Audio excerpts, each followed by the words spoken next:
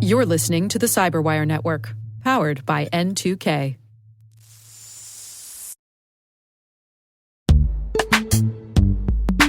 And now, a message from our sponsor, Zscaler, the leader in cloud security. Enterprises have spent billions of dollars on firewalls and VPNs, yet breaches continue to rise by an 18% year-over-year increase in ransomware attacks and a $75 million record payout in 2024.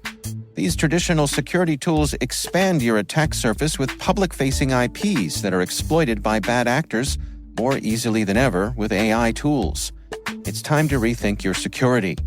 Zscaler Zero Trust plus AI stops attackers by hiding your attack surface, making apps and IPs invisible, eliminating lateral movement, connecting users only to specific apps, not the entire network, continuously verifying every request based on identity and context, simplifying security management with AI-powered automation, and detecting threats using AI to analyze over 500 billion daily transactions.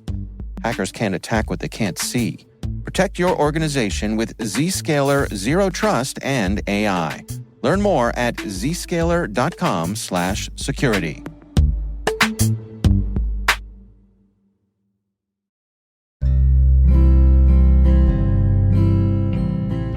My name is Mike Bishop, and I am a Senior Security Officer at Centers for Medicare and Medicaid Services in the High Glass Accounting section.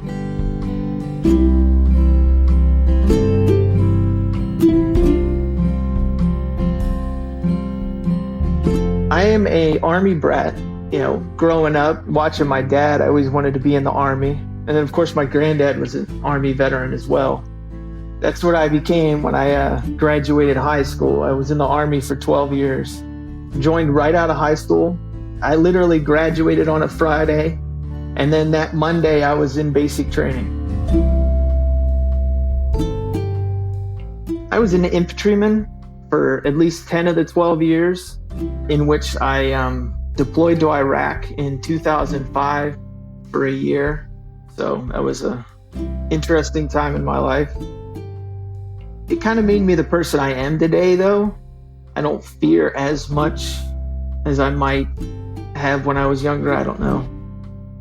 The people that I did get to meet, the younger kids, or even though we didn't always talk the same language, we had an interpreter. You still got to meet other people in the villages. I buy, Cokes or candy bars from the young kids. It was definitely different.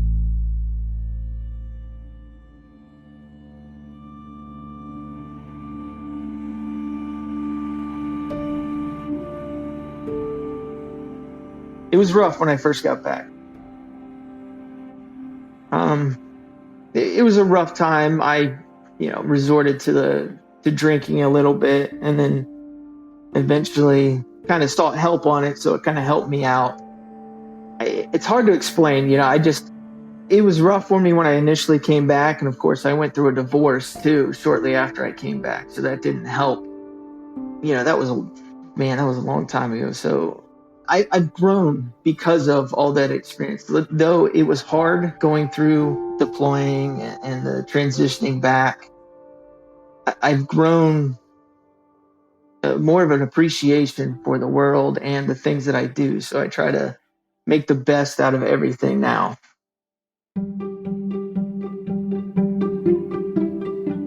It took me over a year before I finally got a job. But in between that, I had a very good mentor that I had met in the military. He was an officer and I was one of his enlisted guys. And we had a good relationship. I actually taught Army ROTC at Johns Hopkins with him. And he knew that I was kind of struggling after I got out. So he said, you need to look into doing cybersecurity. I was like, computers are cool, but I don't know. So through him being my mentor and just being a great guy, he pretty much got me into this cybersecurity training, or at least forced me to at least apply. So that kind of helped me to transition to where I am today.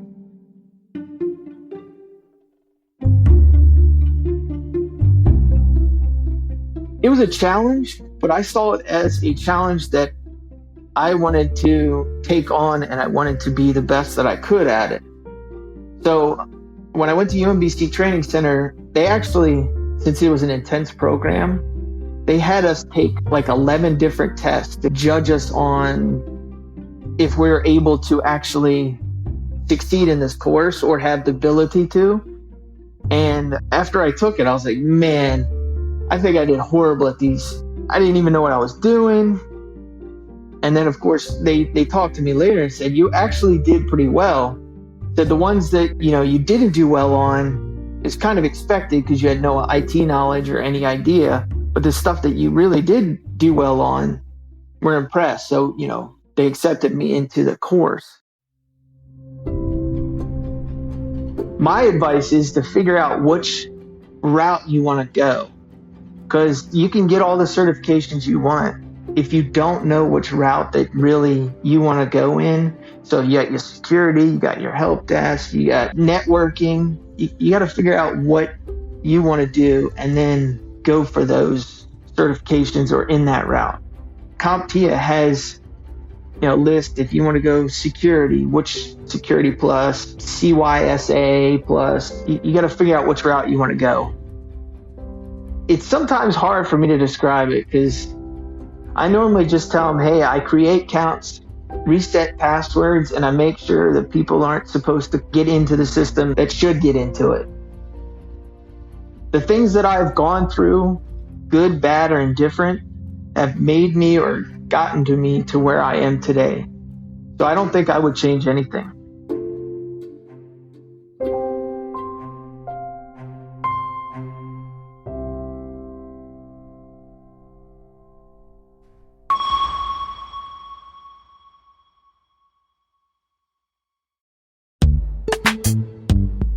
Ransomware, supply chain attacks, and zero-day exploits can strike without warning, leaving your business's sensitive data and digital assets vulnerable.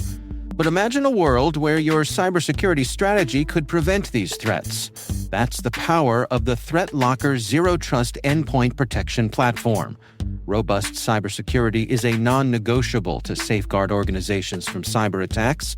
ThreatLocker implements a proactive, deny-by-default approach to cybersecurity, blocking every action, process, and user unless specifically authorized by your team.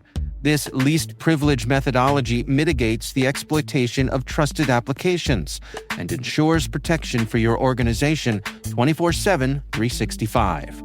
IT professionals are empowered by ThreatLocker application allow listing, ring fencing, network control, and EDR solutions, enhancing their cybersecurity posture and streamlining internal IT and security operations.